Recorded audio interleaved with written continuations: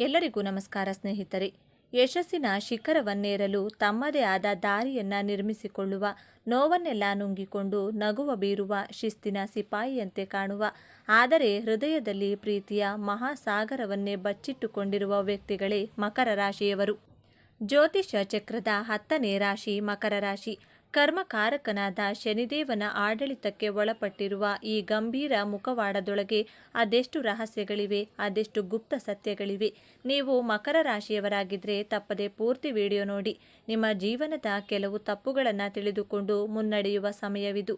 ಅದಕ್ಕಿಂತ ಮೊದಲು ಜೈ ಶನಿದೇವ ಎಂದು ಕಮೆಂಟ್ ಮಾಡಿ. ಸ್ನೇಹಿತರೆ, ರಾಶಿಚಕ್ರದಲ್ಲಿ ಅತ್ಯಂತ ಶಿಸ್ತುಬದ್ಧ, ಜವಾಬ್ದಾರಿಯುತ ಮತ್ತು ಮಹತ್ವಾಕಾಂಕ್ಷೆಯ ರಾಶಿಯಾದ ಮಕರ ರಾಶಿಯ ಬಗ್ಗೆ ಇಂದು ನಾವು ಸಂಪೂರ್ಣವಾಗಿ ತಿಳಿದುಕೊಳ್ಳೋಣ. ಮಕರ ರಾಶಿ ಎಂದರೆ ಕಷ್ಟದ ಜೀವನ ಎಂದು ತುಂಬ ಜನ ಭಾವಿಸಿದ್ದಾರೆ. ಶನಿಯ ಆಳ್ವಿಕೆಯಲ್ಲಿರುವ ಈ ರಾಶಿಯು ಸದಾ ಕಷ್ಟಗಳನ್ನು ಎದುರಿಸಬಹುದು.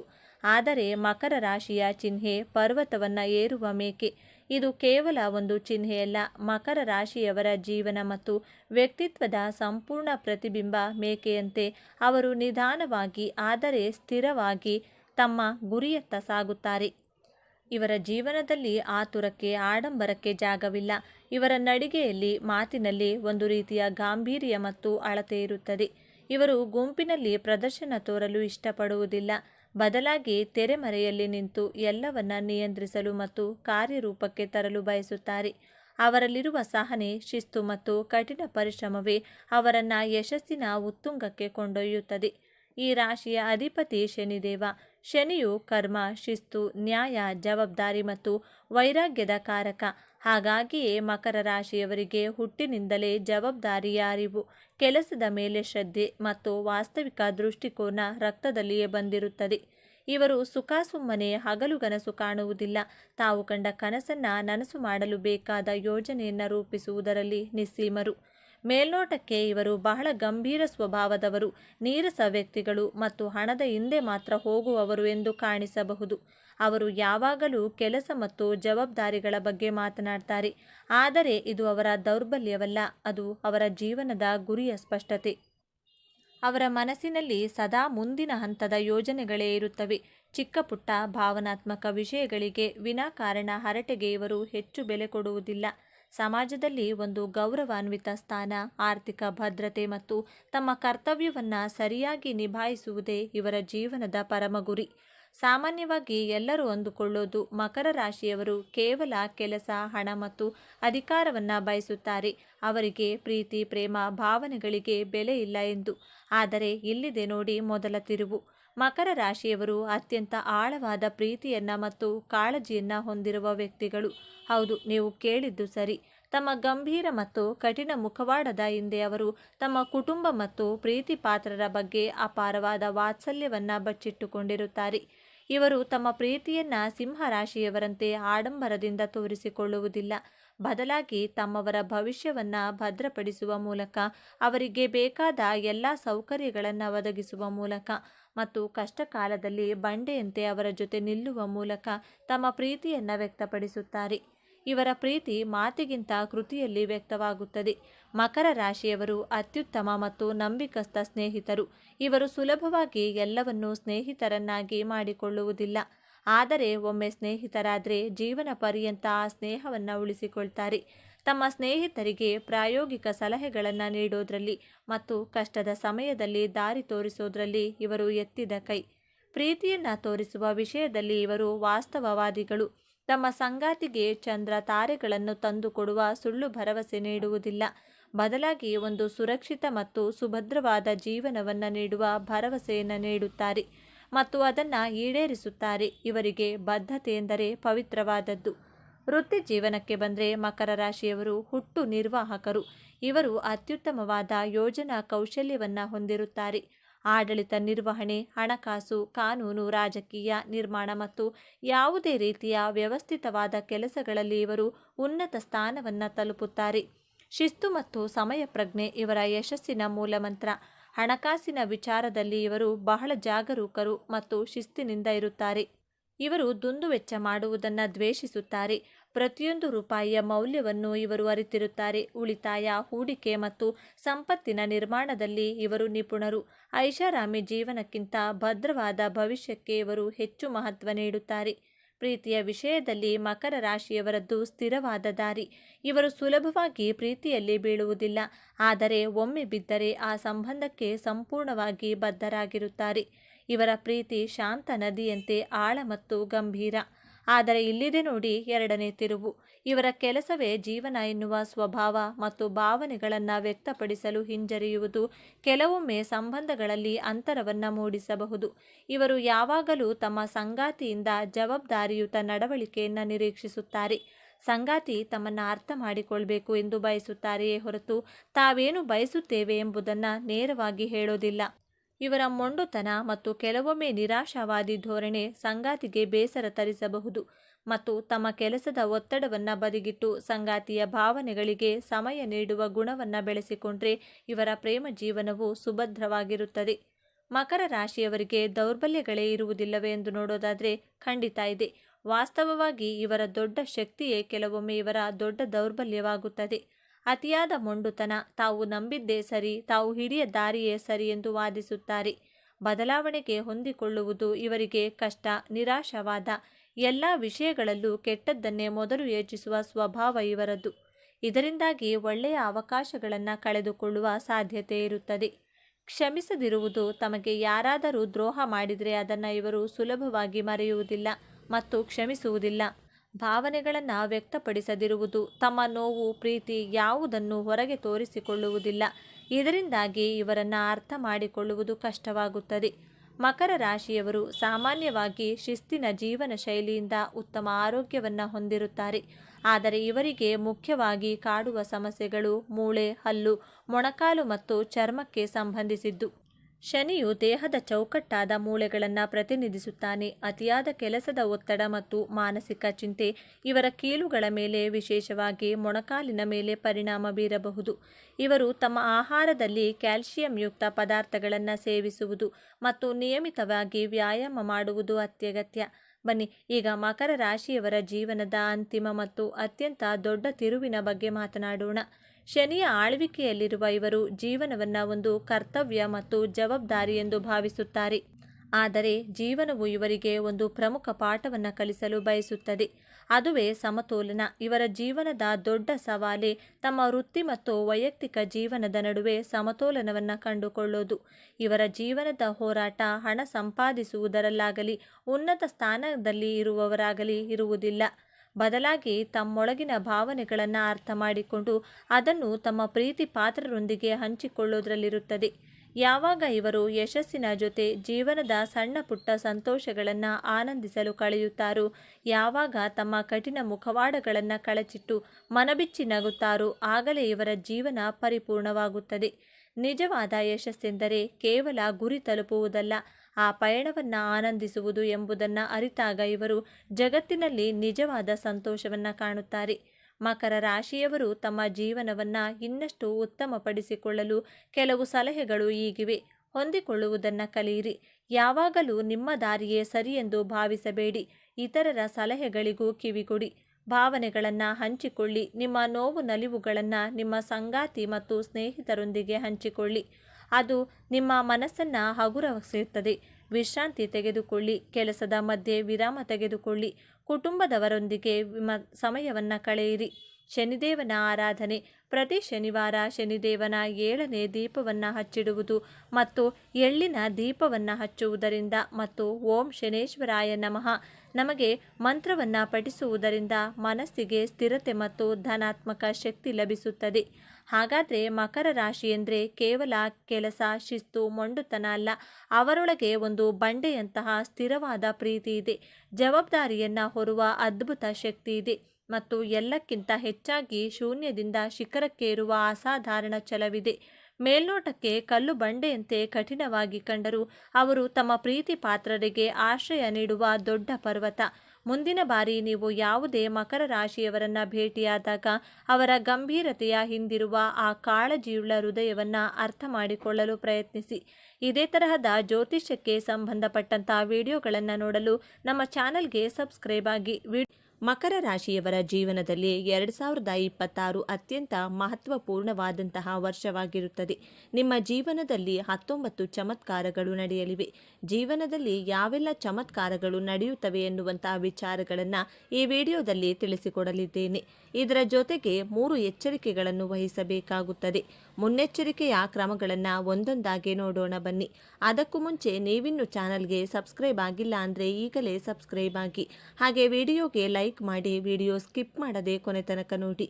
ಎಲ್ಲರೂ ಭಕ್ತಿಯಿಂದ ಓಂ ನಮಃ ಶಿವಾಯ ಅಂತ ಕಮೆಂಟ್ ಮಾಡಿ. ನಿಮಗಿರುವಂತಹ ಕಷ್ಟಗಳು, ಅವಮಾನಗಳು, ದುಃಖಗಳು ಈ ಎಲ್ಲದರಿಂದಲೂ ಮುಕ್ತಿ ಸಿಗಲಿದೆ.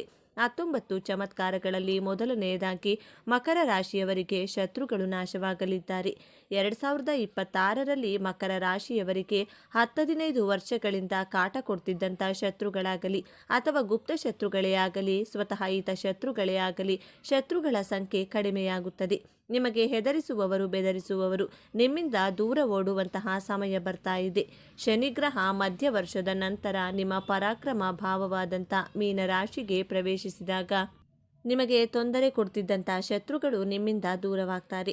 ಎರಡನೆಯದಾಗಿ ಮಕರ ರಾಶಿಯವರಲ್ಲಿ ಚಾಲೆಂಜಿಂಗ್ ನೇಚರ್ ಗುಣ ಹೆಚ್ಚಾಗುತ್ತದೆ. 2026ರಲ್ಲಿ ಮಕರ ರಾಶಿಗೆ ಸಂಬಂಧಿಸಿದಂಥ ಚಿಕ್ಕ ಮಕ್ಕಳಾದರೂ ಸರಿ, ಯುವಕರಾದರೂ ಸರಿ, ವಯಸ್ಸಾದವರಾದರೂ ಸರಿ, ಮಹಿಳೆಯರೇ ಆಗಲಿ ಪುರುಷರೇ ಆಗಲಿ, ದೊಡ್ಡ ಚಾಲೆಂಜನ್ನು ಕೈಗೆ ತೆಗೆದುಕೊಂಡು ಆ ಚಾಲೆಂಜನ್ನು ಅಚೀವ್ ಮಾಡ್ತೀರಾ.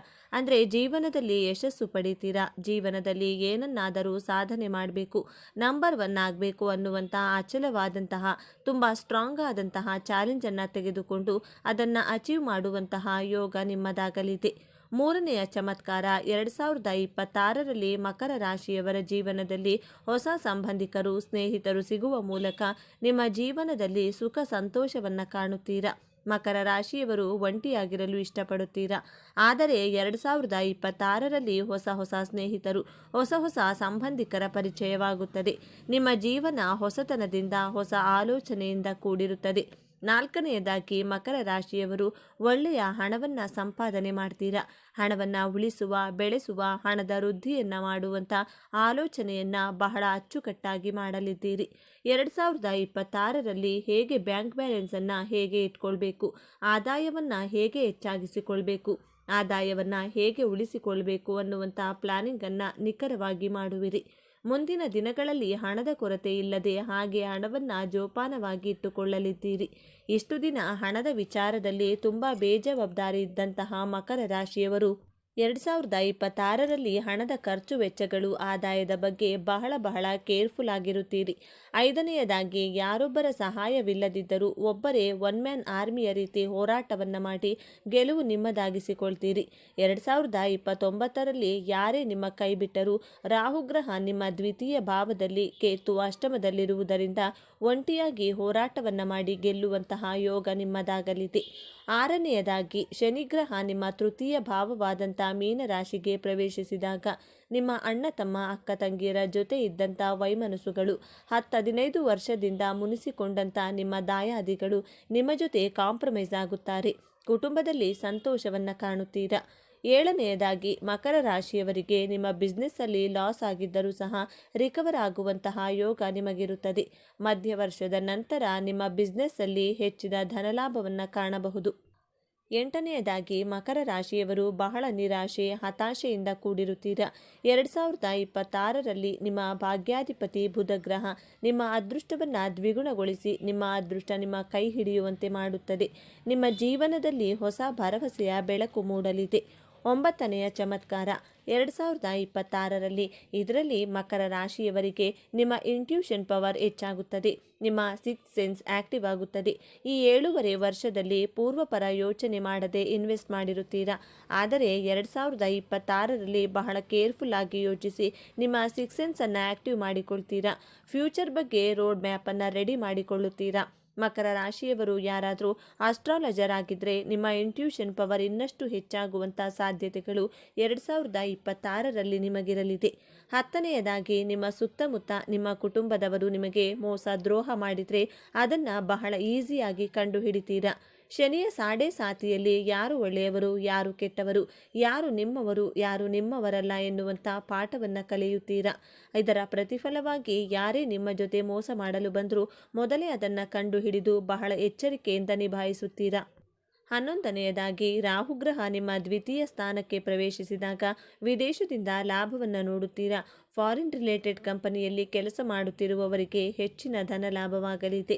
ವಿದೇಶದಿಂದ ಹಣಕಾಸಿನ ವಹಿವಾಟು ಮಾಡುತ್ತಿರುವವರು ಹೆಚ್ಚಿನ ಲಾಭವನ್ನು ನೋಡುತ್ತೀರಾ. ಇಂಪೋರ್ಟ್ ಹಾಗೂ ಎಕ್ಸ್ಪೋರ್ಟ್ ಬಿಸ್ನೆಸ್ ಮಾಡುತ್ತಿರುವವರಿಗೆ ಬೆಸ್ಟ್ ಟೈಮ್ ಇದಾಗಿರುತ್ತದೆ. ವಿದೇಶಗಳಲ್ಲಿ ಕೆಲಸ ಮಾಡಲು ಯಾರ್ಯಾರ ಟ್ರೈ ಮಾಡ್ತಾ ಇದ್ದೀರಾ ಅವರಿಗೆಲ್ಲ ಜಾಬ್ ಸಿಗುವಂತಹ ಸಾಧ್ಯತೆ ಹೆಚ್ಚಾಗಿದೆ. ಫಾರಿನ್ ದೇಶಗಳಲ್ಲಿ ನೆಲೆಸುವಂತಹ ಯೋಗವೂ ಸಹ ಇದೆ. 12ನೇದಾಗಿ ಮಕರ ರಾಶಿಯವರ ಬಹಳ ದಿನಗಳಿಂದ ಮನೆ ಕಟ್ಟಬೇಕು ಎಂಬಂತಹ ಕನಸು ಕಟ್ಟಿಕೊಂಡಿರುವವರು 2026ರಲ್ಲಿ ಹೊಸ ಮನೆಯನ್ನು ಕಟ್ಟುತ್ತೀರಾ ಅಥವಾ ಹೊಸ ಸೈಟ್ ಖರೀದಿಯನ್ನು ಮಾಡುವ ಯೋಗ ನಿಮ್ಮದಾಗುತ್ತದೆ. ಹೌಸ್ ಲೋನನ್ನು ತೆಗೆದುಕೊಂಡಾದರೂ ಸರಿ ಮನೆಯನ್ನು ಕಟ್ತೀರಾ. 13ನೇದಾಗಿ ಮಕರ ರಾಶಿಯವರು ಸೋಷಿಯಲ್ ಮೀಡಿಯಾದಲ್ಲಿ ಕೆಲಸ ಮಾಡುತ್ತಿದ್ದರೆ, ಯೂಟ್ಯೂಬಲ್ಲಿ ಕೆಲಸ ಮಾಡ್ತಾ ಇರುವವರು, ಇನ್ಸ್ಟಾಗ್ರಾಮ್, ಫೇಸ್ಬುಕ್, ಟೆಲಿಗ್ರಾಮಲ್ಲಿ ಆ್ಯಕ್ಟಿವ್ ಆಗಿರುವವರು 2026ರಲ್ಲಿ ನಿಮ್ಮ ಆದಾಯ ಹಾಗೂ ನೇಮ್ ಅಂಡ್ ಫೇಮ್ ಸಿಗುವಂತಹ ವರ್ಷವಾಗಿದೆ.